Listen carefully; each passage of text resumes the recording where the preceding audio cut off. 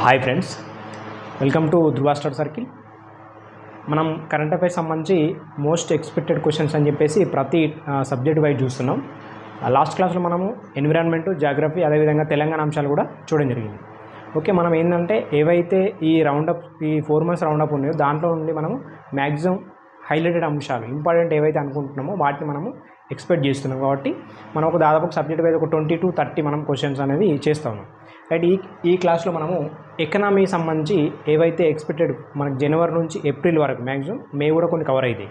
Okay, ఆ అంశాలు మనం తీసుకొని దాదాపు ఒక 20 to 25 క్వశ్చన్స్ మనం ఎక్స్ప్లెయిన్ చేయడం జరుగుతుంది. ఇంకోటి ఏంటంటే మనకి ఈ ఎకనామిక్ సంబంధించి కొన్ని అప్డేట్స్ వస్తూ ఉంటాయి. అట్లాంటి అంశాలు మనకి ఏప్రిల్లో ఉన్నాయి, మేలో అట్లా ఏమన్నా అప్డేట్స్ జీడిపి అంచనాలు అట్లాంటివి ఏమైనా ఉండొచ్చు. సో మరీ మనకి ఈ గ్రూప్ 1 ప్రిలిమ్స్కి రాకపోవచ్చు. సో ఈ May 15 వరకు అయితే మనం చూసుకోవాల్సి ఉంటుంది. ఓకే రైట్, మనకి ఇలాంటి మీకు ఈ ఎక్స్పెక్టెడ్ క్వశ్చన్స్ మీకు ఏ విధంగా యూజ్ఫుల్గా ఉన్నాయో, ఒకవేళ యూజ్ఫుల్ అనిపిస్తే ఖచ్చితంగా లైక్ చేయండి. యూజ్ఫుల్ లేదనుకుంటే మాత్రం ఖచ్చితంగా డిస్లైక్ చేయొచ్చు. అదేవిధంగా మీకు హెల్ప్ అవుతుంది అనుకుంటే ఖచ్చితంగా కామెంట్ బాక్స్లో కామెంట్ చేయండి. ఓకే, మనకి ఈ మోస్ట్ ఎక్స్పెక్టెడ్ క్వశ్చన్స్ అని చెప్పేసి ప్రతి సబ్జెక్టు మనము చూస్తూ ఉన్నాం. అవి మనకి హైలైటెడ్ అంశాలు మాత్రమే చూస్తున్నాం. వెరీ ఇంపార్టెంట్ రిపోర్ట్ వచ్చేసి మనకి గ్రూప్ 2లో భాగంగా, మనకి గ్రూప్ 1లో భాగంగా, గ్రూప్ 1లో అయితే మనకి ఎకనామీలో ఉంటుంది. గ్రూప్ 2లో భాగంగా కూడా మనకి వెరీ ఇంపార్టెంట్ ఫారెన్ ట్రేడ్ అనేది ఉంటుంది. దానికి సంబంధించి కంటెంట్లో అప్డేట్ మనకి ఈ రిపోర్ట్ అనేది వెరీ ఇంపార్టెంట్. 2023-24 సంబంధించి విదేశీ వాణిజ్యం అని చెప్పేసి మనకి రిపోర్ట్ వచ్చింది. మనకి ఏప్రిల్ సంబంధించి అది మనము నోట్స్లో కూడా అప్డేట్ చేసుకోవాల్సి ఉంటుంది. ఈ ఫారెన్ ట్రేడ్ సంబంధించి రైట్, మనకి 2023-24 విదేశీ వాణిజ్యం మనకి రిపోర్ట్ ఏం చెప్తుందంటే, మనకి 2023-24 సంబంధించి ఎక్స్పోర్ట్స్ ఎన్ని ఉన్నాయి, ఇంపోర్ట్స్ ఎన్ని ఉన్నాయి, దాంట్లో మనకి వాణిజ్య లోటు ఎంత ఉంది, ఇవి మనకి అంశాలు అనేది చెప్తుంది రిపోర్ట్. దీంట్లో భాగంగా మనకి ఇవి ఆల్రెడీ మనము జనవరి నుంచి ఏప్రిల్ వరకు ఏవైతే కరెంట్ అఫైర్స్ చేసినామో రౌండప్, దాంట్లో భాగంగా మనం అన్ని ఎక్స్ప్లెయిన్ చేసినాం. సో ఇక్కడ నేను ఏం చేస్తానంటే క్వశ్చన్ ఇక్కడ మేము చూస్తున్నాం కదా, ఆల్రెడీ మనకి PDF గ్రూప్లో ఉంటుంది, అదేవిధంగా క్లాసు కూడా ఉంటుంది. ఇక్కడ మనం ఏం చేస్తున్నాం, ఓన్లీ క్వశ్చన్స్ రాసి ఓవరాల్గా చెప్తాను, బోర్డు మీద రాయను. ఓకే రైట్, మనకి $437 బిలియన్ ఫిగర్ కాబట్టి రాసుకుందాం. $437 బిలియన్ అనేది మనకి ఎక్స్పోర్ట్స్ ఉంది. Right, exports. మనకి ఇంపోర్ట్స్ వచ్చేసి 677.24 అని చెప్పేసి ఉంది. ఓకే, మరి ఏవి ఎక్కువ ఉన్నాయి అంటే ఇంపోర్ట్స్ ఎక్కువ ఉన్నాయి, అంటే మనం దిగుమతులే ఎక్కువ ఉంటాయి. అట్లా దానివల్ల మనకి ఏం ఏర్పడుతుంది, వాణిజ్య లోటు ఏర్పడుతుంది. 241.7 బిలియన్ అనేది వాణిజ్య లోటు. ఇవేమో ఇంపోర్ట్స్, ఇవి ఎక్స్పోర్ట్స్, ఇవి ఇంపోర్ట్స్, వాణిజ్య లోటు ఇంత ఉండదు. ఇది ఏప్రిల్ అప్డేట్ కాబట్టి 100% క్వశ్చన్ పడే అవకాశం ఉంటుంది ఈ ఫారెన్ ట్రేడ్ సంబంధించి రిపోర్టు. రైట్, దీంట్లో మనం చూసుకుంటే ఇక్కడ మనకి -5.4 అని చెప్పేసి ఈ ఇంపోర్ట్స్ ఉన్నాయి. అంటే గతానికంటే మనకి ఇది -5.4 అని చెప్పి చూపిస్తుంది. ఎక్స్పోర్ట్స్ ఏమో -3, అంటే ఏమవుతుంది, తగ్గింది. ఇంపోర్ట్స్ తగ్గినాయి, ఎక్స్పోర్ట్స్ తగ్గినాయి. అయినప్పటికీ ఇంపోర్ట్స్ ఎక్కువనే ఉన్నాయి కాబట్టి మనకి వాణిజ్య లోటు అనేది $240.17 బిలియన్ అనేది ఉంది. రైట్, ఇక్కడ మనకి ఎక్స్పోర్ట్స్ ఇంపోర్ట్ చూస్తే దీంట్లో మనం ఫారెన్ ట్రేడ్ ఆల్రెడీ రెగ్యులర్ ప్రాసెస్లో ఎకనామీలో మనం డిస్కస్ చేసి కంప్లీట్ అయిపోయింది మన టాపిక్ కూడా. ఇక్కడ మనకి దృశ్య ఖాతా, అదృశ్య ఖాతా అని చెప్పేసి ఉంటుంది. Okay, visible account, invisible account అని ఉంటాయి. ఇక్కడ విజిబుల్లో చూసుకుంటే 437 మనకి ఎక్స్పోర్ట్స్, ఇది ఇంపోర్ట్స్, ఇది మనకి విజిబుల్. ఓకే, ఏవైతే గూడ్స్ ఉంటాయి కదా దానికి సంబంధించి BOT అంటే అని చెప్పాను, బ్యాలెన్స్ ఆఫ్ ట్రేడ్ అని చెప్పేసి అంటాం. వస్తువులకు సంబంధించి ఎగుమతి దిగుమతులు చేసుకునే దాన్ని మనం బ్యాలెన్స్ ఆఫ్ ట్రేడ్ అని చెప్పేసి పిలుస్తాం. అట్లా ఇవి ఉన్నాయి. దానికి ఎంత ఉంది, 240 మనకి వాణిజ్య లోటు అనేది ఉంది. ఇట్లా మనకు ఇది విజిబుల్ అయితే ఇన్విజిబుల్ అకౌంట్ ఉంటుంది. ఓకే, అదృశ్య ఖాతా. ఈ అదృశ్య ఖాతాలో భాగంగా 339 ఎక్స్పోర్ట్స్ ఎంత ఉన్నాయంటే $339 బిలియన్ ఉంటే 859 అనేది మనకి ఇంపోర్ట్స్ ఉంది. ఓకే, అట్లా మనకి 162.08 అనేది మనకి మళ్ళీ వాణిజ్య లోటు ఇన్విజిబుల్ అకౌంట్లో భాగంగా. ఇదేమో విజిబుల్ అకౌంట్లో భాగంగా 240.17 బిలియన్ అయితే, ఇది ఇన్విజిబుల్ అకౌంట్లో భాగంగా 162.08 అని చెప్పేసి వాణిజ్య లోటు. ఇది ఇన్విజిబుల్ అకౌంట్ సంబంధించి. ఓకే, అదృశ్య ఖాతా, దృశ్య ఖాతా. ఈ రిపోర్ట్ పాయింట్ టు పాయింట్ ఖచ్చితంగా మనం గుర్తుపెట్టుకోవాలి. ఇంకోటి సంబంధించి ఏంటంటే దీంట్లో ఎక్స్పోర్ట్స్ అండ్ ఇంపోర్ట్స్ అని చెప్పేసి ఉంటుంది. అది మనకు వస్తువులకు సంబంధించి చూస్తే ఫస్ట్ కొన్ని ఆర్డర్స్ ఉంటాయి. ఆల్రెడీ లాస్ట్ గ్రూప్ 1 ప్రిలిమినరీ ఎగ్జామ్లో ఇది మనకు క్వశ్చన్ అడగడం జరిగింది. అంటే ఏ వస్తువులు మనం ఎక్కువ చేసుకుంటున్నాం ఆర్డర్లో, ఏ వస్తువులు దిగుమతులు. అంటే మనకి ఎక్కువ ఏవి అడిగిందంటే ఎక్స్పోర్ట్స్ విషయంలో అడిగింది. ఓకే, పడ్డది అంటే క్వశ్చన్ పడుతుంది ఇక్కడ ఖచ్చితంగా. ఇది మళ్ళీ అప్డేట్ ఫారెన్ ట్రేడ్ సంబంధించిన టాపిక్ మనకి అప్డేట్ కాబట్టి క్వశ్చన్ పడుతుంది. అట్లా చూసుకుంటే మనకి ఫస్ట్ ఇంజనీరింగ్ వస్తువులు ఉన్నాయి. ఒకసారి చూసుకోండి, ఫస్ట్ ఇంజనీరింగ్ వస్తువులు ఉన్నాయి, దాని తర్వాత పెట్రోలియం ప్రోడక్ట్స్ ఉన్నాయి, దాని తర్వాత జెమ్స్ అండ్ జ్యువెలరీస్ ఉన్నాయి, దాని తర్వాత ఆర్గానిక్ అండ్ ఇన్ఆర్గానిక్ కెమికల్స్ ఉన్నాయి, అదేవిధంగా ఎలక్ట్రికల్ ఐటమ్స్ ఉన్నాయి. ఓకే, ఇట్లా మనకి engineering products, petroleum products, gems and jewelleries, organic and inorganic products, అదేవిధంగా ఎలక్ట్రానిక్ గూడ్స్ అని చెప్పేసి ఇవి మనకి ఎక్స్పోర్ట్స్. ఇంపోర్ట్స్లో చూసుకుంటే ఫస్ట్ పెట్రోలియం ఉంటుంది, దాని తర్వాత ఎలక్ట్రానిక్ గూడ్స్ ఉంటాయి, దాని తర్వాత machinery and electronic and non electronical ఉంటుంది, అదేవిధంగా గోల్డ్ అని ఉంటుంది. ఓకే, ఇవి ఒక్కసారి చూసుకోండి, ఎక్స్పోర్ట్స్ ఏమి ఉన్నాయి, ఇంపోర్ట్స్ ఏమి ఉన్నాయి, అది ఒకసారి మనం చూసుకుంటే ఈ బ్యాలెన్స్ ఆఫ్ ట్రేడ్ సంబంధించి ఏవి ఇన్విజిబుల్, ఏది విజిబుల్ ఎంత ఉంది, వాణిజ్య లోటు దాంట్లో ఎంత ఉంది, దీంట్లో ఉంటుంది, అదొకటి. మళ్ళీ మనం చూసుకోవాల్సింది రాష్ట్రాలుగా ఎక్స్పోర్ట్స్ ఇంపోర్ట్స్ కూడా చూసుకోవాలి. ఇది వెరీ ఇంపార్టెంట్ రిపోర్టు. సో మనం దీన్ని ఖచ్చితంగా పాయింట్ టు పాయింట్ అధ్యయనం చేసుకొని పోవాలి. ఎకనామీ అప్డేట్ కాబట్టి ఖచ్చితంగా 100% క్వశ్చన్ పడే అవకాశం అయితే ఉంటుంది. Okay, right. నెక్స్ట్ రెండో అంశం చూస్తే ఇక్కడ state of world population report అని చెప్పేసి ఉంది. ఇది కూడా మనకి డెమోగ్రాఫ్ ఉంటుంది కదా, డెమోగ్రాఫ్లో భాగంగా దీన్ని అప్డేట్ చేసుకోవాల్సి ఉంటుంది. గ్రూప్ 2లో ఎకనామీలో భాగంగా కూడా, ఇండియన్ ఎకనామీలో భాగంగా ఉంటుంది డెమోగ్రాఫ్ అనేది. ఇక్కడ మనకు కరెంట్ అఫైర్స్లో బేస్లో కూడా ఇక్కడ మనకు ఉపయోగపడుతుంది, అక్కడ కూడా మన కరెంట్ అఫైర్స్ బేస్లో కూడా ఇది మనకు 100% ఇంపార్టెంట్. 2024 డేటాకు సంబంధించి ఇది రిపోర్టే అప్డేటు కంటెంట్లో అప్డేట్ వచ్చిందంటే 100% క్వశ్చన్ పడుతుంది. రైట్, ఇప్పుడు దాని గురించి చూస్తే మనము స్టేట్ ఆఫ్ వరల్డ్ పాపులేషన్ 2024 అని చెప్పేసి రిలీజ్ చేస్తే ఎవరంటే UNFPA అని చెప్పేసి చేస్తారు, యునైటెడ్ నేషన్స్ పాపులేషన్ ఫండ్ అని చెప్పేసి మనకి రిలీజ్ చేయడం జరుగుతుంది. దీని టైటిల్ వచ్చేసి ఏముందంటే interweaves lives threads of hope, ending inequalities in sexual and reproductive health and rights అని చెప్పేసి టైటిల్. ఓకే, ఈ టైటిల్ తీసుకొని మనకి ఈ పాపులేషన్ రిపోర్ట్ అయితే ఇవ్వడం జరిగింది. దానికి సంబంధించి ఏమన్నా అంటే population annual doubling time 77 years, 77 సంవత్సరాలకు మనకి పాపులేషన్ అనేది డబుల్ ఇంక్రీజ్ అయిందని చెప్పేసి చెప్తుంది. అదేవిధంగా టోటల్ పాపులేషన్ వచ్చేసి 8119 మనకి మిలియన్లు అని చెప్పేసి ఇది వరల్డ్కి సంబంధించి. ఓకే, 8119 అని చెప్పేసి వరల్డ్కి సంబంధించి ఫస్ట్ ఇండియా మనకి 1.44 అని చెప్పేసి మిలియన్స్ ఫస్ట్ వచ్చేసి. సెకండ్ ఏమో మనకి చైనా ఉంటుంది తెలుసు, అంటే మనం చైనాను ఆల్రెడీ బీట్ చేసినాం, ఫస్ట్ ప్లేస్కి వెళ్ళిపోయినాం. సెకండ్ వచ్చేసి చైనా ఉంది 1.42 మిలియన్స్. అయితే దీంట్లో భాగంగా ఇది వరల్డ్ది కదా, దీంట్లో మనకి ఏజ్లు ఎంత ఉందని చెప్పేసి ఇక్కడ ఇంపార్టెంట్. అంటే ఏజ్ వాళ్ళ పర్సంటేజ్ ఎంత ఉంది అని చెప్పేసి డెమోగ్రఫీ డివిడెండ్ అని చెప్పేసి మనకు జనాభాలో వస్తుంది. ఓకే, దాన్ని మనము 15 to 64 years వాళ్ళని డెమోగ్రఫీ డివిడెండ్ అని చెప్పేసి పిలుస్తుంది. అట్లా మనకి ఇక్కడ ప్రతి ఏజ్ వాళ్ళది ఇక్కడ ఇవ్వడం జరిగింది. ఇక్కడ 0 to 14 ఏజ్ మనకి 25%. ఇది ఆల్రెడీ మనము క్లాసులో డిస్కస్ చేసినాం, కాకపోతే మన ఇంపార్టెంట్ రిపోర్ట్స్ కాబట్టి ఎక్స్ప్లెయిన్ చేస్తున్నాను నేను. లేదంటే మనకి ఆల్రెడీ లాస్ట్ క్లాస్లో ఉంది, అదేవిధంగా మనకి PDF కూడా ముందు మీరు చూసుకోవచ్చు. ఓకే, 10 to 19 వాళ్ళు మనకి 16%. అదేవిధంగా 10 to 24 ఏజ్ వాళ్ళది మనకి సంబంధించి 24%. అదేవిధంగా 16 to 64 ఏజ్ ఇది ఇంపార్టెంట్ మనకు, ఇది గుర్తుపెట్టుకోవాలి. దాదాపు మనకి 65, ఎందుకు ఇదే ఎక్కువ ఉంటుంది మన ఇండియాకి సంబంధించి. ఓకే, రాబోయే రోజుల్లో ఇది మళ్ళీ వృద్ధ జనాభాగా మారబోతుంది కాబట్టి ఇది వెరీ ఇంపార్టెంట్. ఇప్పుడైతే మనకి యువ భారత్ అని చెప్పేసి పిలుచుకుంటాం, అందుకే డెమోగ్రఫీ డివిడెండ్ అనేది మనకి ఎక్కువ ఉంటుంది. 65+ ఏజ్ అని చెప్పేసి మనకి 10% ఉన్నారు. ఓకే, ఇది మనకు రిపోర్ట్ సంబంధించి ఏజ్ల వారిగా పర్సంటేజ్. ఓకే, టోటల్ పాపులేషన్ ఎంత అంటే 8119 మిలియన్స్ అని చెప్పేసి. అయితే టోటల్ ఫెర్టిలిటీ రేట్ వచ్చేసి 2.3 ఉంది, 2.3 టోటల్ ఫెర్టిలిటీ రేట్. దాంట్లో మనకి లైఫ్ ఎక్స్పెక్టెన్సీ అని చెప్పేసి మేల్ అయితే 71 ఉంది, ఫీమేల్ అయితే 76 ఉంది. ఫీమేల్ మనకి జనరల్గా ఎక్కువ ఉంటుంది. రైట్, ఇది వరల్డ్కి సంబంధించి. అయితే ఇండియాకి సంబంధించి చూస్తే మనకి టోటల్ పాపులేషన్ వచ్చి 1441.7 మిలియన్స్ చెప్పేసి ఉంది. అదేవిధంగా దాంట్లో మనకి 0.14 24%.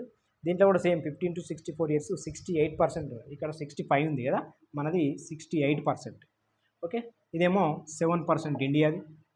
ఓకే, ఫస్ట్దేమో 24%, ఆల్మోస్ట్ దగ్గర ఉంటాయి. ఇంకొకటి 17%. ఓకే, అదేవిధంగా మనకి 26%. ఇది ఇండియాకి సంబంధించి. ఆల్రెడీ పీడిఎఫ్లో ఉంది, నేను రఫ్గా రాస్తున్నాను, చూసుకోవచ్చు మీరు. ఓకే, ఇది ఇండియాకి సంబంధించి, వరల్డ్కి సంబంధించి మనం ఇవి రెండు అయితే చూసుకోవాలి. ఇంకోటి ఏంటంటే నోట్స్లో మనం అప్డేట్ చేసుకోవాల్సి ఉంటుంది ఈ డేటాని. ఎందుకంటే మళ్ళీ పాపులేషన్ చేంజ్ మనకి 77 ఇయర్స్లో మనకి డబుల్ అయితే అయిందట. టోటల్ ఫెర్టిలిటీ రేట్ వచ్చేసి 2.0 ఉంది. వరల్డ్ అయితే 2.3, ఇండియా అయితే 2.0. లైఫ్ ఎక్స్పెక్టెన్సీ మనకి 71 ఇయర్స్ మేలు, 74 ఇయర్స్ ఫీమేల్. అక్కడ 76 అయితే మనకి 74, రెండు తగ్గింది అని చెప్పేసి గుర్తుపెట్టుకోండి. మేల్ అయితే సేమ్ ఉంది. రైట్, ఇది మనకి పాపులేషన్ సంబంధించిన రిపోర్టు. వెరీ ఇంపార్టెంట్ రిపోర్ట్స్ ఇవి రెండు, వెరీ ఇంపార్టెంట్. 100% గ్రూప్ 2 కానీ, ఏపీఎస్సీ గ్రూప్ 2 కావచ్చు, టీఎస్పీఎస్సీ గ్రూప్ 2 కావచ్చు, టీఎస్పీఎస్సీ గ్రూప్ 1 కావచ్చు. 100% క్వశ్చన్స్ ఇక్కడ పడతాయి. ఎకనామిక్ సంబంధించి వచ్చిందంటే ఇక్కడ రిపోర్ట్ కాబట్టి 100% పడతాయి. నెక్స్ట్ మనకి జిఎస్టీ వసూలు అని చెప్పేసి మనకి ఫస్ట్ రికార్డ్ వచ్చేసి ఈ 2024 సంబంధించి ఏప్రిల్ టాప్, అంటే ఫస్ట్ది ఉంటుంది 2.14 లక్షల కోట్లు. రెండో ప్లేస్ వచ్చేసి మార్చ్ 2024 సంబంధించి 1.78 లక్షల కోట్లు. ఓకే, గతది కూడా ఈ విధంగానే ఉండే. ఏప్రిల్ మనకి ఫస్ట్ ఉంటే ఎక్కువ వసూలు అయితే ఒకటి ఫస్ట్ ప్లేస్కి వస్తుంది. అదే ఇయర్లో మనకి మార్చిది మనకి ఇప్పుడైతే ప్రస్తుతానికి ఇట్లా ఉంది. ఏప్రిల్ 2024 ఏమో 2.10 లక్షల కోట్లతోని first place April month. Second place వచ్చేసి ఇదే ఇయర్ మార్చ్ మంత్ 1.78 లక్షల కోట్లు అని చెప్పేసి మనం గుర్తుపెట్టుకోవాలి. దీనికి సంబంధించిన అంశాలు ఇంకా డెప్త్గా ఉంటాయి, అవి మీరు పీడిఎఫ్లో ఉంది చూసుకోవచ్చు. రైట్, నెక్స్ట్ మనకి శాంతి నిబంధన అని చెప్పేసి మనకి వార్తల్లో ఉంది, పీస్ క్లాజ్ అని చెప్పేసి. ఫస్ట్ నేను ఏం చేసిన అంటే ఎక్స్ప్లెనేషన్ పార్ట్ ఏదైతే ఉందో అవి మనం ఎక్స్ప్లెయిన్ చేస్తున్నాం. తర్వాత మనకు కొన్ని అంశాలు ఇంకా ఫ్యాక్ట్ బిట్స్ ఉంటాయి, అట్లాంటివి మనం చూస్తాం. రైట్, దీనికి సంబంధించి పీస్ క్లాజ్ అని చెప్పేసి. పీస్ క్లాజ్ అంటే ఏం లేదు, ఈ డబ్ల్యూటీఓ సంబంధించి, వరల్డ్ ట్రేడ్ ఆర్గనైజేషన్ సంబంధించి మనకు కొన్ని నిబంధనలు ఉంటాయి. దాంట్లో భాగంగా ఈ బియ్యం కోసం సబ్సిడీ ఏదైతే ఉందో ఆ సబ్సిడీ కొన్ని లిమిట్స్ ఉంటాయి, అంటే ఇంతవరకు ఇవ్వాలని చెప్పేసి. ఆ లిమిట్స్ మనం క్రాస్ చేసినప్పుడు శాంతి నిబంధన అనేది అమలు అవుతుంది. అట్లాంటి అమలు అనేది కొన్ని దేశాలకు, డెవలపింగ్ కంట్రీస్ మనకి ఇవ్వడం జరిగింది. సో అందులో భాగంగా ఇది 5th టైం మన ఇండియా అనేది ఇంప్లిమెంట్ చేసింది శాంతి నిబంధనను. ఎందుకంటే ఈ సబ్సిడీని ఆల్రెడీ 5th టైం మనకి ఉల్లంఘన జరిగింది కాబట్టి, అంటే లిమిట్ని మనం ఆల్రెడీ క్రాస్ చేస్తున్నాం. సో 5th టైం మనకి శాంతి నిబంధన అనేది ఇంప్లిమెంట్ అయిందని చెప్పేసి మనం మైండ్లో పెట్టుకోవాలి. ఆల్రెడీ మనం దీని గురించి డెప్త్గా మనం ఆల్రెడీ క్లాస్లో చర్చించడం జరిగింది. రైట్, మనకి 2013 డబ్ల్యూటీఓ బాలి సమావేశంలో భాగంగా ఈ శాంతి క్లాజ్ అనేది, ఈ పీస్ క్లాజ్ అని చెప్పేసి తీసుకురావడం జరిగింది. అది మనం గుర్తుపెట్టుకోవాలి. రైట్, నెక్స్ట్ ఇంకొకటి, ఈ శాంతి నిబంధనల డబ్ల్యూటీఓ వచ్చింది కాబట్టి ఇక్కడ మనకి మొన్న ఏపీఎస్సీ గ్రూప్ 2లో ఇక్కడ green box, amber box, blue box అని చెప్పేసి అక్కడ అడగడం జరిగింది. ఇక్కడ గ్రీన్ బాక్స్ సంబంధించి అయితే మనకి ఎలాంటి ట్రేడ్ మీద ఎఫెక్ట్ ఉండదు. ఎందుకు ఉండదు అంటే అక్కడ మనకి కొన్ని సబ్సిడీలు ఇవ్వచ్చు, ఎందుకంటే రీసెర్చ్ మీద కావచ్చు, లేకుంటే దాని మీద పరికరాల మీద కావచ్చు. ఓకే, మిగతా వాటి మీద మనకి ఇవ్వచ్చు సబ్సిడీ. కానీ అంబర్ బాక్స్ వచ్చేసరికి ట్రేడ్ మీద మనకి ఎఫెక్ట్ పడుతుంది. ఎందుకు ఎఫెక్ట్ పడుతుంది అంటే అంబర్ బాక్స్లో మనకి ఏంటంటే ఈ ఎరువులు కావచ్చు, మందులు కావచ్చు, లేకుంటే విత్తనాలు కావచ్చు, ఇట్లాంటివి మనం ఎక్కువ సబ్సిడీ ఇచ్చినప్పుడు ఏంటంటే దాని యొక్క పంట ధర అనేది తగ్గుతుంది. అట్లా తగ్గడం వల్ల ట్రేడ్ మీద ఎఫెక్ట్ అనేది జరుగుతుంది. అందుకోసమని దీని మీద ఆల్రెడీ ఇది అంబర్ బాక్స్ మీద కొంచెం మనకి లిమిట్స్ అయితే ఉంటుంది, ఎఫెక్ట్ అవుతుంది. అదేవిధంగా మనకి బ్లూ బాక్స్ అనేది ఓన్లీ ప్రొడక్షన్ లిమిట్ అని చెప్పేసి ఉంటుందని చెప్పేసి మనం గుర్తుపెట్టుకోవాలి. ఈ క్వశ్చన్ మనకి ఏపీఎస్సీ గ్రూప్ 2లో రావడం జరిగింది. అదేవిధంగా దానికి సంబంధించిన అంశమే కావచ్చు కాబట్టి మనం ఒక్కసారి మంచిగా చూసుకోవాలి. నెక్స్ట్ ఏముంది మనకి మానిటరీ పాలసీ. మనకి ఏప్రిల్లో మానిటరీ పాలసీ సంబంధించి అప్డేట్స్ ఉన్నాయి. దానికి సంబంధించిన అంశాలు చూస్తే మనకి 7వసారి మనకు దాదాపు ఈ రెపో రేట్ అనేది కంటిన్యూషన్ అయింది. 7వసారి 6.5 అని చెప్పేసి ఉన్నది. ఓకే, రెపో రేట్ అనేది 6.5% అని చెప్పేసి మనకి 7వసారి రెపో రేట్ కంటిన్యూషన్ అయింది. ఇంకోటి ఏంటంటే విత్డ్రాల్ ఆఫ్ అకామిడేటివ్ పాలసీ, అంటే ఏం లేదు, మనీ సప్లైని తగ్గించడం, రిడక్షన్ చేయడమే accommodative of withdrawal of accommodative policy అని చెప్పేసి పిలుస్తాం. రైట్, ఇదే కంటిన్యూ అవుతుంది, గతం నుంచి ఇదే కంటిన్యూ అవుతుంది. రెపో రేట్ మనకు 6.5. రివర్స్ రేపో రేట్ వచ్చేసి 3.35 అని చెప్పేసి ఉంది. సిఆర్ఆర్ వచ్చేసి 4.5, ఎస్ఎల్ఆర్ వచ్చేసి 18%. దాదాపు అన్ని సేమే ఉన్నాయి. మనం గతం నుంచి డిస్కస్ చేసినవి కూడా దాదాపు సేమే ఉంటాయి. జీడిపి మనకి ఫైనాన్షియల్ 2025 సంబంధించి 7% అని చెప్పి చెప్పింది ఆర్బీఐ సంబంధించి. ఓకే, దీంట్లో మనకి ఐఎంఎఫ్ ఉంటుంది, అదేవిధంగా వరల్డ్ బ్యాంక్ ఎక్కువ ఉంది, 7.5 ఉంటుంది. మనం అన్నీ ఒకసారి డిస్కస్ చేద్దాం ఈ క్లాస్లోనే, అన్నీ ఒక దగ్గర రాద్దాం. వరల్డ్ బ్యాంకు, ఐఎంఎఫ్, అదేవిధంగా ఆర్బీఐ, ఓకే, ఇంకా కొన్ని రిపోర్ట్స్ అంచనాలు ఉంటాయి కదా అవి. ఓకే, ఇది మానిటరీ పాలసీ సంబంధించి ఇది మనం చూసుకోవాలి. 100% మానిటరీ పాలసీ చూసుకోవాలి. శాంతి నిబంధన వెరీ ఇంపార్టెంట్, జిఎస్టీ వస్తువులు ఇంపార్టెంట్, పాపులేషన్ అప్డేటు, అదేవిధంగా ఫారిన్ ట్రేడ్ అప్డేట్, ఇవన్నీ మనం వెరీ ఇంపార్టెంట్ మళ్ళీ చూసుకొని పోవాలి. నెక్స్ట్ సోడియం సైనైడ్పై మనకి యాంటీ డంపింగ్ డ్యూటీ విధించాలని చెప్పేసి మనకు వార్తల్లో ఉంది. ఈ సోడియం సైనైడ్ అనేది మనకి చైనా నుంచి, యూరోపియన్ యూనియన్ నుంచి, అదేవిధంగా జపాన్ నుంచి, కొరియా నుంచి వస్తుంది.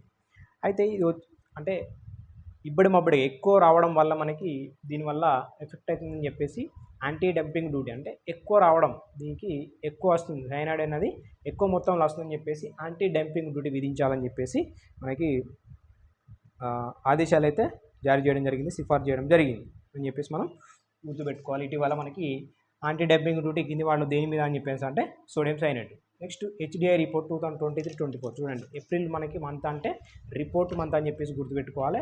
హెచ్డిఐ రిపోర్ట్ కూడా వచ్చింది. ఇది కూడా మన కంటెంట్లో భాగమే. Okay, growth and development indices అని చెప్పేసి మనకు ఉంటాయి, సూచీలు అని చెప్పేసి. ఓకే, 2021-22 ఆధారంగా 2023-24 సంబంధించిన రిపోర్ట్ ఇది. ఓకే, దేని బేస్ అంటే 21 అంటే 22 బేస్ తీసుకొని 23-24 రిపోర్ట్ అనేది ఇచ్చింది హెచ్డిఐ సంబంధించి, హ్యూమన్ డెవలప్మెంట్ ఇండెక్స్. మరి ఎవరు రిలీజ్ చేస్తారంటే యుఎన్డిపి మనకి విడుదల చేస్తుంది. Breaking the gridlock reimagining cooperation in a polarised world అని చెప్పేసి ఒక టైటిల్ తీసుకొని మనకి గ్లోబల్ హెచ్డిఐ వాల్యూ మనకి వరుసగా 2 సంవత్సరాలు పడిపోయింది. అది ఎంత అంటే 0.739 అని చెప్పేసి దీని వాల్యూ మనకి. ఫస్ట్ వచ్చేసి Switzerland, second Norway, third Iceland. HDI రిపోర్ట్లో టాప్ ఎవరున్నారంటే స్విట్జర్లాండ్, నార్వే అండ్ ఐర్లాండ్ అని చెప్పేసి, ఐస్లాండ్ అని చెప్పేసి గుర్తుపెట్టుకోవాలి. హెచ్డిఐ సంబంధించి ఎస్ఎన్ఐ అని చెప్పేసి, ఎందుకంటే అక్కడ పోయేసరికి మనం కన్ఫ్యూజ్ అవుతాం, ఎందుకంటే అటు ఇటు చేస్తూ ఉంటాం కామన్గా. హెచ్డిఐ రిపోర్ట్లో భాగంగా ఏ దేశాలు ఎట్లా ఉన్నాయంటే ఎస్ఎన్ఐలో ఉన్నాయి. హెచ్డిఐలో SNI Switzerland, Norway and Iceland అని చెప్పేసి గుర్తుపెట్టుకోవాలి. క్వశ్చన్స్ పడతాయి ఇవి. దీని వాల్యూ వచ్చేసి 7.39 అని చెప్పేసి మనం గుర్తుపెట్టుకోవాలి. ఇక్కడ లాస్ట్ వచ్చేసి మనకి 193 నెంబర్ ఎవరిదంటే సోమాలియా కంట్రీ. ఓకే, అదొకటి. నెక్స్ట్ మనం ఇండియా చూసుకుంటే 134లో ఉన్నాం. 193 టోటల్ కదా, మనము 134లో ఉన్నాం. రైట్, ఇది మనకు స్కోర్ వచ్చేసి 0.644. ఇండియా వచ్చేసి 0.739 అయితే వరల్డ్ వచ్చేసి మనది వచ్చేసి 0.644. మన నంబరు 134 అని చెప్పేసి గుర్తుపెట్టుకోవాలి. ఇది మనకి దేశాలు వచ్చేసి ఎస్ఎన్ఐ అని చెప్పేసి గుర్తుపెట్టుకోవాలి. స్విట్జర్లాండ్, నార్వే, ఐస్లాండ్ అని చెప్పేసి. ఇంకొకటి మన ఇండియా వచ్చేసి మీడియం హ్యూమన్ డెవలప్మెంట్ కేటగిరీలో ఉంది. దీంట్లో కేటగిరీస్ ఉంటాయి, వెరీ హై అని, మీడియం అని చెప్పేసి, లో అని చెప్పేసి మనకి వాల్యూని బట్టి డివైడ్ చేయడం జరుగుతుంది. అందులో మనది ఏ కేటగిరీలో ఉందని చెప్పేసి కూడా గుర్తుపెట్టుకోవాలి. మీడియం హ్యూమన్ డెవలప్మెంట్ కేటగిరీ అని చెప్పేసి గుర్తుపెట్టుకోవాలి. ఇంకొకటి, భారతదేశంలో అన్ని హెచ్డిఐ సూచీల్లో మనకి మెరుగుదల చూసింది ఏంటంటే లైఫ్ ఎక్స్పెక్టెన్సీలో మెరుగుదల వచ్చింది, ఎడ్యుకేషన్లో మెరుగుదల వచ్చింది, జిఎన్ఐ పర్ క్యాపిటల్లో మెరుగుదల వచ్చింది. జిఎన్ఐ పర్ క్యాపిటల్ 6959 అని చెప్పేసి మనం ఇవన్నీ డిస్కస్ చేసినాము. మీరు ఆల్రెడీ పీడిఎఫ్ చూసుకోవచ్చు. మనం జస్ట్ ఏంటంటే ఇంపార్టెంట్ అని చెప్పేసి క్వశ్చన్ వేసినాము కాబట్టి ఎక్స్ప్లెనేషన్ ఇస్తున్నాం. ఇంకోటి రిపోర్ట్ కాబట్టి చెప్తున్నాం. లింగ అసమానత మనకి జెండర్ ఇన్ఈక్వాలిటీ ఇండెక్స్ అని చెప్పేసి ఉంటుంది. దాంట్లో మన నెంబర్ వచ్చేసి 108 అని చెప్పేసి గుర్తుపెట్టుకోవాలి. ఈజీగా గుర్తుంటుంది మనకి 108. టోటల్ 166కి 108 మన నెంబరు. వాల్యూ వచ్చేసి మనకి 0.437 ఇండియాకి సంబంధించి. ఓకే, ఇది మనకి గ్లోబల్ సౌత్కి, గ్లోబల్ సగటుకి, అదేవిధంగా దక్షిణాసియా దేశాల కంటే కూడా మెరుగ్గా ఉంది అని చెప్పేసి గ్లోబల్ జెండర్ ఇన్ఈక్వాలిటీ అని చెప్పేసి. ఓకే, దీంట్లో మనకి డెన్మార్క్, నార్వే, స్వీడన్ ఇవి కూడా చూసుకోండి, అవి దేశాల వారీగా. రైట్, నెక్స్ట్ మనది WTO 13th మినిస్ట్రియల్ కాన్ఫరెన్స్ అని చెప్పేసి ఇంకోటి ఉంటుంది. ఇది కూడా వెరీ ఇంపార్టెంట్. చూసారా, ఎకనామీ అంటేనే మనకు చాలా రిపోర్ట్స్ ఉంటాయి, వెరీ ఇంపార్టెంట్. దాంట్లో మళ్ళీ ఇక్కడ మనం ఈ గ్రీన్ బాక్స్, సంబర్ బాక్స్ ఇవి కూడా మళ్ళీ సేమ్ వస్తుంది WTO అనేది. అవి ఒకసారి చూసుకోవాలి ఖచ్చితంగా, ఎందుకంటే మళ్ళీ ఆల్రెడీ అక్కడ వచ్చిందని ఇక్కడ వస్తుందని కాదు, కానీ చూసుకోబెడుతుంది కాదు. ఇక్కడ ఈ WTO 13th మినిస్ట్రియల్ కాన్ఫరెన్స్ అనేది మనకి ఎక్కడ జరిగిందంటే అబుదాబి. ఎక్కడ? అబుదాబి, దుబాయ్లో. అధ్యక్షత మనకి థాని బిన్ అహ్మద్ అల్ జియోది అని చెప్పేసి UAE విదేశీ వాణిజ్య సహాయ మంత్రి. అవుట్కమ్స్ వచ్చేసి మనకి కొత్త సభ్య దేశాలు వచ్చినాయి మనకి. ఒకటి కొమరస్, తైమూర్ లెఫ్ట్ అని చెప్పేసి, తైమూర్ లెస్బే అని చెప్పేసి ఇవి రెండు. అదేవిధంగా కామర్స్ టారిఫ్ మారిటోరియంని 2 సంవత్సరాలు పొడిగించడం జరిగింది. దీంట్లో ఉన్న అవుట్కమ్స్ అని చెప్పేసి గుర్తుపెట్టుకోవాలి. యాక్చువల్గా ఇది ఈ మినిస్ట్రీ కాన్ఫరెన్స్ అనేది ఫెయిల్ అయింది. దానికి కొన్ని రీజన్స్ ఉన్నాయి, అవి కూడా మీరు ఒక్కసారి చూసుకోండి. ఎందుకంటే పబ్లిక్ స్టాక్ హోల్డింగ్ మీద సమస్యకు పరిష్కారం కనుగొని అని చెప్పేసి, అదేవిధంగా అగ్రిమెంట్ ఆన్ అగ్రికల్చర్ మీద డొమెస్టిక్ సపోర్ట్ లేదని చెప్పేసి, సబ్సిడీ మీద, ఇట్లాంటి అంశాల మీద ఫెయిల్ అయితే కావడం జరిగింది ఈ మినిస్ట్రియల్ కాన్ఫరెన్స్ WTO సంబంధించి. ఎక్కడ అనేది హోస్ట్ అనేది గుర్తుపెట్టుకోవాలి, అవుట్కమ్స్ కూడా మనం గుర్తుపెట్టుకోవాలి. అయితే ఇండియా, దక్షిణాఫ్రికా ప్రారంభ దేశాలు కొన్ని వ్యతిరేకించినప్పటికీ మళ్ళీ తర్వాత దీన్ని ఆమోదించడం జరిగిందని చెప్పేసి మనం చూసుకోవాలి. ఇంకొకటి అంతరిక్షంలో FDI అని చెప్పేసి మనము ఇక్కడ రాసినాము. అంతరిక్షంలో FDI ఆమోదం ఎక్కడ అంటే ఈ శాటిలైట్స్ ఉంటాయి కదా, శాటిలైట్స్ కావచ్చు, శాటిలైట్ పార్ట్స్ కావచ్చు, దీని విషయంలో మనకి ఆటోమేటిక్ రూట్లో భాగంగా ఇక్కడ ఎంత పర్సెంటేజ్ ఇన్వెస్ట్ చేయొచ్చు, ఎంత పర్సెంటేజ్ మనం FDI చేయొచ్చు అంటే శాటిలైట్స్ గ్రహాల విషయంలో అయితే, ఉపగ్రహాల విషయంలో అయితే మనం 74% మనము చేయొచ్చు. ఆల్రెడీ మన క్లాస్లో డిస్కస్ చేసినాం. 74% అనేది ఇన్వెస్ట్ చేయొచ్చు శాటిలైట్స్ విషయంలో. ఈ శాటిలైట్ సంబంధించి పార్ట్స్ ఉంటాయి కదా, ఆ పార్ట్స్కి సంబంధించి అయితే 100% చేయొచ్చు. మళ్ళీ ఈ లాంచ్ వెహికల్స్ ఉంటాయి, రాకెట్ కానీ, రాకెట్ భాగాలు కానీ, ఓకే, రాకెట్ భాగాలు కానీ, దాంట్లో మనము 49% ఇన్వెస్ట్ చేయొచ్చు FDI సంబంధించి. ఓకే, ఈ FDI సంబంధించి మనము అంతరిక్షంలో FDI ఆమోదం అని చెప్పి చెప్తున్నాం కదా. శాటిలైట్ సంబంధించి 74% చేయొచ్చు, శాటిలైట్స్ పార్ట్స్ సంబంధించి 100% చేయొచ్చు ఆటోమేటిక్ రూట్లో భాగంగా. ఇక్కడ మనకి రాకెట్ల తయారీలో భాగంగా 49% మనం చేయొచ్చు. ఆటోమేటిక్ రూట్ అంటే మనకి NRS కావచ్చు, NRS కంపెనీస్ కావచ్చు, వాళ్ళు వచ్చి మన దగ్గర ఇన్వెస్ట్ చేస్తారు. ఓకే, నాన్ రెసిడెన్షియల్ కావచ్చు, వాళ్ళ కంపెనీస్ కావచ్చు. ఇది మనకి అంతరిక్షంలో FDI అని చెప్పేసి. నెక్స్ట్ వెరీ ఇంపార్టెంట్, మనకి 16th ఫైనాన్స్ కమిషన్ మనకి ఏర్పాటు చేసుకున్నాం. అదేవిధంగా దాంట్లో చైర్మన్, సభ్యులు మనం ఆల్రెడీ డిస్కస్ చేసినాం.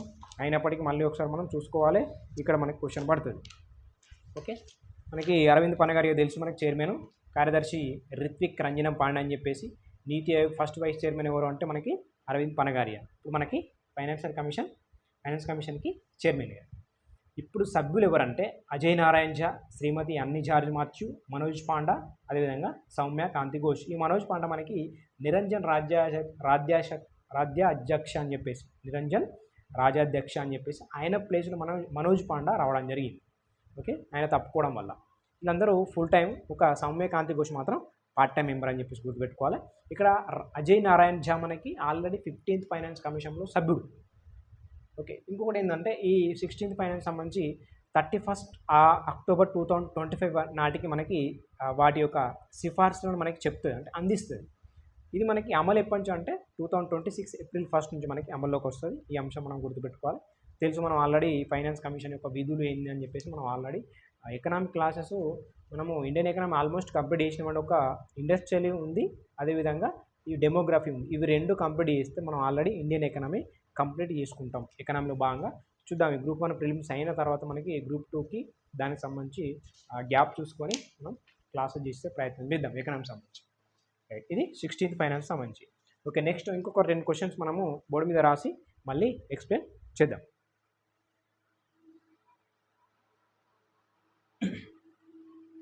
ఓకే, మనకి ఇంకొక 10 క్వశ్చన్స్ మనం ఎక్స్ప్లెయిన్ చేద్దాం. మనకి ఎకనామీ సంబంధించి ఆల్రెడీ 10 క్వశ్చన్స్ చూసినాం కదా. 11వ క్వశ్చన్ వచ్చేసి మనకి బీమా సుగం పోర్టల్ అని చెప్పేసి వార్తల్లో ఉంది. బీమా సుగం పోర్టల్ అనేది మనకి అన్ని రకాల ఇన్సూరెన్స్కి సంబంధించి ఇది ఒక ఆన్లైన్ ప్లాట్ఫామ్. అంటే మనకి దీంట్లో జనరల్ ఇన్సూరెన్స్ కావచ్చు, హెల్త్ ఇన్సూరెన్స్ కావచ్చు, అదేవిధంగా లైఫ్ ఇన్సూరెన్స్ కావచ్చు, ఇట్లాంటి అంశాలు మనకి అందుబాటులో ఉంటాయి. ఆన్లైన్ ప్లాట్ఫామ్ దాంట్లోనే అప్లై చేసుకోవచ్చు, దాంట్లోనే క్లెయిమ్ చేసుకోవచ్చు, ఒక పాలసీ నుంచి ఇంకో పాలసీకి మార్చుకోవచ్చు, చేంజ్ చేసుకోవచ్చు. ఇట్లాంటి ఫెసిలిటీస్ అన్నీ దీంట్లో మనకి ఉంటాయి. ఇది మనకి బీమా సుగమ్ పోర్టల్ అని చెప్పేసి వార్తల్లో ఉంది. వెరీ ఇంపార్టెంట్ ఇది మనకి. అందరికీ బీమా అనే లక్ష్యంతో భాగంగా IRDA అని చెప్పేసి తీసుకొచ్చింది. Okay, insurance regulatory development authority అని చెప్పేసి ఉంటుంది మనకి. 1999 యాక్ట్ ప్రకారం మనకు 2000లో మనం ఏర్పాటు చేసుకుంటాం చట్టబద్ధ సంస్థ బీమా వ్యాపార నియంత్రణ అని చెప్పేసి మనకి హైదరాబాద్ హెడ్ క్వార్టర్గా ఏర్పాటు చేసుకుంటాం. ఇది మనకి బీమా సుగమ్ పోర్టల్ గురించి. నెక్స్ట్ స్థానిక కరెన్సీలో వాణిజ్యం అని చెప్పేసి ఉంది కదా. ఇది మనకి స్థానిక కరెన్సీలో వాణిజ్యం వచ్చేసి RBI plus bank of Indonesia అని చెప్పేసి ఒప్పందం చేసుకోవడం జరిగింది. ఇది రెండో కంట్రీ. ఫస్ట్ కంట్రీ వచ్చేసి UAE. UAE. ఇప్పుడు మనకి ఇండోనేషియా అని చెప్పేసి గుర్తుపెట్టుకోవాలి. ఓకే, ఇది స్థానిక కరెన్సీలో వాణిజ్యం చేసుకోవచ్చు. ఫస్ట్ UAE, రెండోది ఇప్పుడు RBI plus bank of Indonesia మనకు ఒప్పందం చేసుకుంది. ఇది మనకు వార్తల్లో ఉంది. స్థానిక కరెన్సీలో వాణిజ్యం. గ్రిడ్ ఇండియా అని చెప్పేసి మనకి ఎందుకు వార్తల్లో ఉందంటే దీనికి మినీరత్న రావడం జరిగింది గ్రిడ్ ఇండియాకి. ఓకే, మినీరత్న పొందాలంటే మినీరత్న 1 హోదా వచ్చింది గ్రిడ్ ఇండియాకి. మనకి grid control of India limited అని చెప్పేసి మినీరత్న 1 హోదా సాధించింది. దానికి సంబంధించిన ఎలిజిబిలిటీస్ ఏమి ఉంటాయి మనము అలాగే రెగ్యులర్ క్లాస్లో చూసినాం, అదేవిధంగా లాస్ట్ మన క్లాస్లో కూడా చూడడం జరిగింది. Next Karnataka gig workers bill అనేది 2024 సంబంధించి సెకండ్ స్టేట్ ఇది కర్ణాటక. ఫస్ట్ వచ్చేసి మనకి రాజస్థాన్ ఉంటుంది. ఓకే, గిగ్ వర్కర్స్ గురించి బిల్లు మన ప్రవేశపెట్టి చట్టం చేసింది ఎవరంటే ఫస్ట్ రాజస్థాన్. ఇప్పుడు మన ప్రస్తుతానికి ఎవరు అంటే కర్ణాటక అని చెప్పేసి మనం గుర్తుపెట్టుకోవాలి. రెండోది నెక్స్ట్ NARCL MDకి మనకు సంతోష్ అనేది ఎన్నిక అవ్వడం జరిగింది. NARCL అంటే మనకి national asset reconstruction company limited MDగా. ఓకే, మనకి ఈ నటరాజన్ సుందర్రాజ్ రాజీనామా చేయడం వల్ల, అదేవిధంగా కర్ణశేఖరం రాజీనామా చేయడం వల్ల మనకి ఇతనైతే ఎన్నిక అవ్వడం జరిగింది. ఇది మనకి గౌడ్ సంస్థ. ఫస్ట్ బ్యాడ్ బ్యాంక్ అని చెప్పేసి KV కామత్ కమిటీ సిఫార్సుల మేరకు రావడం జరుగుతుంది. ఇది NPAలని నాన్ పేమెంట్ అసెట్స్ ఉంటాయి కదా, వాటిని బ్యాంకు నుండి స్వాధీనం చేసుకోవడంలో భాగంగా ఇవి హెల్ప్ చేస్తాయి. 15:85 అని చెప్పేసి నగదు అండ్ సెక్యూరిటీ నగదు అని చెప్పేసి ఉంటాయి. ఇవన్నీ మనం ఆల్రెడీ రెగ్యులర్ క్లాస్లో భాగంగా డిస్కస్ చేయడం జరిగింది. NARCL అని చెప్పేసి సంతోష్ అని చెప్పేసి గుర్తుపెట్టుకోవాలి. నెక్స్ట్ జిగ్ అని చెప్పేసి ఒక కరెన్సీ మనకు వార్తలు. Okay, zig. మరి జిగ్ అనేది ఏ కంట్రీకి సంబంధించిన కరెన్సీ అంటే మనం జింబాబ్వే అని చెప్పేసి చూసుకోవాలి. జింబాబ్వే యొక్క gold currency zig. Okay, Zimbabwe యొక్క గోల్డ్ కరెన్సీ. జింబాబ్వే తన సొంత కరెన్సీని జింబాబ్వే డాలర్ని రద్దు చేసింది. ఇప్పుడు మనకి జిగ్ అనేది పెట్టుకోవడం జరిగింది. జింబాబ్వే అని చెప్పేసి మనం చూసుకోవాలి. Next IMF MD Kristalina Georgi already ఉంది. ఈమె పదవి కాలాన్ని మళ్ళీ మనం పొడించుకోవడం జరిగింది. అందుకు మనకు వార్తల్లో ఉన్నారు. మరి బల్గేరియన్ ఆర్థికవేత్త అని చెప్పేసి వరుసగా రెండోసారి 2024 సెప్టెంబర్ 2029 సెప్టెంబర్ వరకు మనకి ఎన్నిక కావడం జరిగింది. ఓకే, IMF గురించి మనం ఆల్రెడీ రెగ్యులర్ క్లాస్లో చూసినాం. మనకి బ్రిటన్ వుడ్స్ సమావేశంలో భాగంగా ఏర్పాటు చేసుకుంటాం. వాషింగ్టన్ DC హెడ్ క్వార్టర్గా ఉంటుంది. ఓకే, అది. నెక్స్ట్ మనం చూస్తే IRDA 25 ఇయర్స్ అని చెప్పేసి ఉంది. అంటే IRDA మనకి 25 ఇయర్స్ సెలబ్రేషన్స్ అనేవి చేసుకుంది కాబట్టి వార్తల్లో ఉంది. IRDA ఆల్రెడీ 1999 యాక్ట్ ప్రకారం మనం ఏర్పాటు చేసుకుంటాం. హైదరాబాద్ హెడ్ క్వార్టర్గా 2000లో మనకి ఏర్పాటు చేసుకుంటాం. 19 ఏప్రిల్ 2000లో ఏర్పాటు అవుతుంది. 1999లో యాక్ట్ చేసుకుని 2000లో హైదరాబాద్ హెడ్ క్వార్టర్గా మనం ఏర్పాటు చేసుకుంటాం IRDAని. సో ఇప్పుడు 25 ఇయర్స్ గడిచింది కాబట్టి దీన్ని మనం ఒకసారి చూసుకోవాలి. ఆల్రెడీ చట్టబద్ధ సంస్థ ప్రైవేట్ రంగం కూడా ప్రవేశం, FDIలు కూడా. ఇంకోటి ఆరోగ్య బీమాలో మనకి మార్పులు జరిగినాయి. 1 ఏప్రిల్ 2024 నుంచి. ఏంటంటే ఇంతకుముందు మనకు హెల్త్ స్కీమ్ తీసుకోవాలంటే 65 ఇయర్స్ ఏజ్ లిమిట్ ఉండేది. ఇప్పుడు అలాంటి లిమిట్ అనేది తీసేసింది. గరిష్ట వయో పరిమితి అనేది రద్దు చేసింది. మైండ్లో పెట్టుకోవాలి స్ట్రాంగ్గా, ఎందుకంటే ఇట్లాంటి క్వశ్చన్స్ పడతాయి. రైట్. ఆరోగ్య బీమా తీసుకున్న తర్వాత మనకి అన్ని వ్యాధులకు అది వర్తించడానికి ప్రస్తుతం అమల్లో ఉన్న 48 నెలల వెయిటింగ్ పీరియడ్ కూడా 36 నెలలకు తగ్గించడం జరిగింది. అంటే మనకు తీసుకోవాలంటే 48 మంత్స్ మనకి వెయిటింగ్ పీరియడ్ అనేది ఉంటుంది. దాన్ని 36 నెలలకి తగ్గింపు చేసింది. ఆరోగ్య బీమా మారిటోరియం వ్యవధి మనకి 8 సంవత్సరాల నుండి 5 సంవత్సరాలు తగ్గించింది. అదేవిధంగా 5 ఇయర్స్ పాటు ప్రీమియం చెల్లిస్తే బీమా పథకంలోని అన్ని సేవలను పాలసీదారులు కంపెనీ అందించాల్సి ఉంటుందని చెప్పేసి మనం ఈ ఆరోగ్య బీమా మార్పులు అని చెప్పేసి చూసుకోవాలి. నెక్స్ట్ మనకి ఈ మన రూపీ అనేది ఆల్ టైమ్ లోకి పడిపోయింది. మనకి ఎప్పుడు అంటే 16 ఏప్రిల్గా అది మనకి గుర్తుపెట్టుకోవాలి 83.54గా. ఓకే, 16th April 2024 మనకి 83 పాయింట్. డేట్ గుర్తుపెట్టుకోవాలి, మనకి ఎంతకు పడిపోయింది అనేది కూడా చూసుకోవాలి. రీజన్స్ ఏంటంటే గ్లోబల్ సంఘర్షణలు అని చెప్పేసి విదేశీ పోర్ట్ఫోలియో ఇన్వెస్టర్లు అనేది బ్యాక్ వెళ్ళిపోవడం. ఎందుకు బ్యాక్ వెళ్ళిపోవడం అంటే ఫెడరల్ బ్యాంక్ యూఎస్ఏ యొక్క ఫెడరల్ బ్యాంక్ యొక్క వడ్డీ రేట్లను తగ్గించడంలో కొంచెం జాప్యం జరగడం వల్ల వెనక్కి పోవడం అని చెప్పేసి మనం చూసుకోవాలి. అంటే ఈ ఫెడరల్ బ్యాంక్ మనకు సంబంధం ఏంటంటే ఫెడరల్ బ్యాంక్ మనకి వడ్డీ రేట్లు అక్కడ అట్లనే ఉన్నప్పుడు తగ్గించగనప్పుడు పెంచినప్పుడు ఏమైందంటే అక్కడే ఇన్వెస్టర్లు అక్కడే ఆగిపోయి అక్కడే ఇన్వెస్ట్ చేయడానికి ముందుకు చూస్తారు. అప్పుడు మన రూపాయి అనేది ఇక్కడ ఇన్వెస్ట్ చేయడానికి రారు కాబట్టి మన రూపాయి అనేది కొంచెం పడిపోయే అవకాశం ఉంటుంది. అది మనకి ఫెడరల్ రిజర్వ్ బ్యాంక్ మనకి అక్కడ సెంట్రల్ బ్యాంక్ యూఎస్ఏలో అని చెప్పేసి మనం చూసుకోవాలి. నెక్స్ట్ అంశం ఇంకా రెండు ఉన్నాయి. దాంట్లో భాగంగా మనకి నేషనల్ ఫెర్టిలైజర్ లిమిటెడ్ అని చెప్పేసి నవరత్న హోదా వచ్చింది. ఇంకొకటి IREDకి నవరత్న వచ్చింది. అదేవిధంగా హుడ్కో సంస్థ కూడా నవరత్న వచ్చింది. ఈ 3 కంపెనీలు చూసుకోవాలి. రీసెంట్ ఇవి 19వ లాస్ట్ది హుడ్కో అని చెప్పి చూసుకోవాలి. 18వ మనకి